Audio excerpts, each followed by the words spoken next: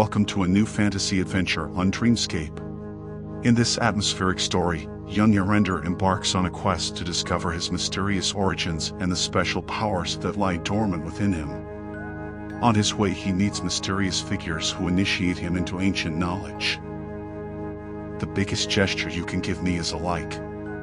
If you like my stories, feel free to leave a subscription and activate the bell so you don't miss any more stories. Well then, let's dive into the story.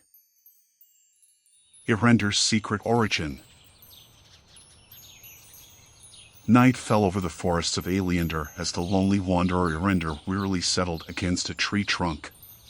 For many days now, he had been on the road, searching for answers about his origins and the mysterious powers that lay dormant within him. Erendor had grown up as a foundling in the monastery of the Silver Brotherhood. Early on, he had noticed that he was different from the others. At times he could read minds or move objects with the power of his will alone.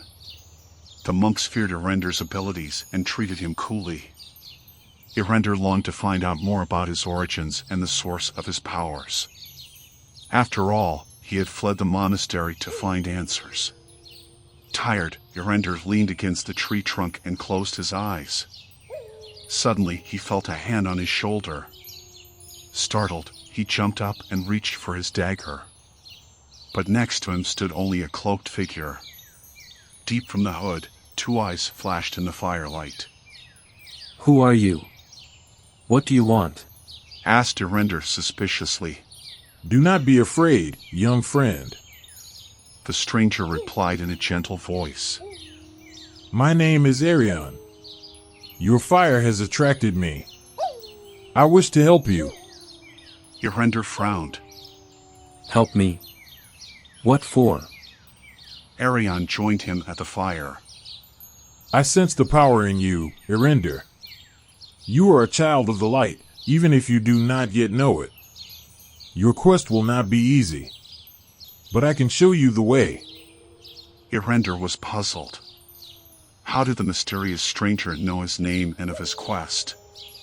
Distrust stirred in him, but also curiosity. "Speak. What do you know about me and my origins?"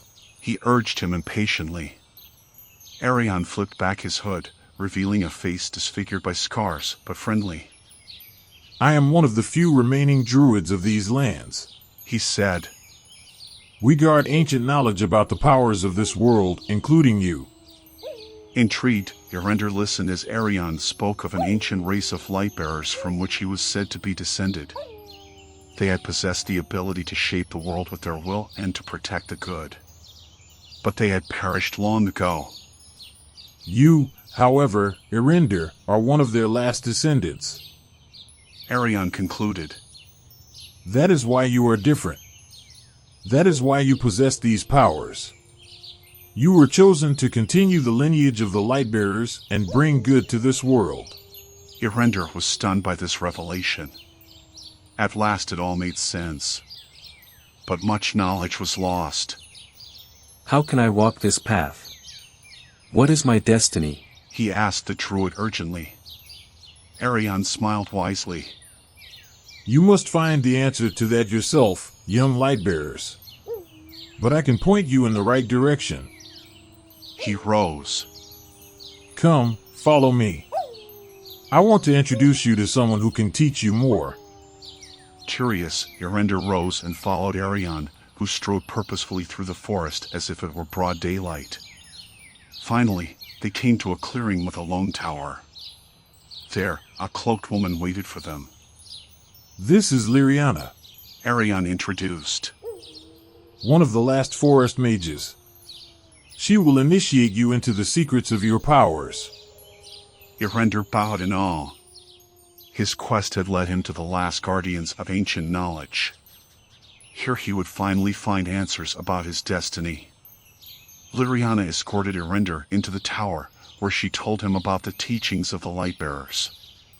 Erendor listened with fascination as she spoke of the power of will, thought, and imagination. Liriana began to teach him the first exercises to control and direct his abilities.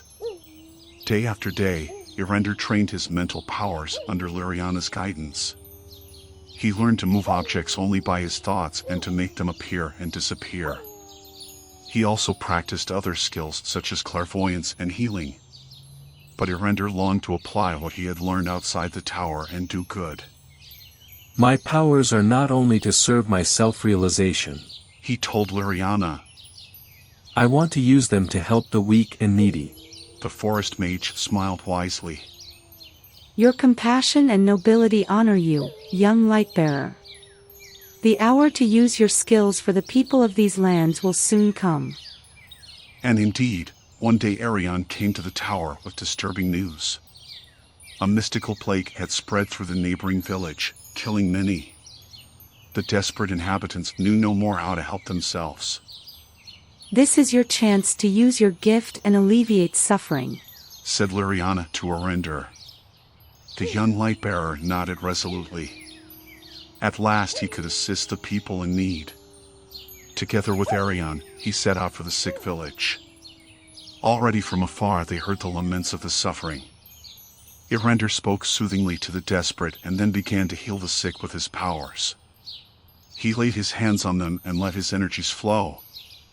One after the other, Erendor's touch caused them to heal. The gratitude of the healed was great. They celebrated the young light-bearer as their savior. But Erendor's way was not over yet. Many adventures and challenges still awaited him. But now he knew what he wanted to use his special gifts for the good of the people of this land, which so badly needed a spark of light and hope.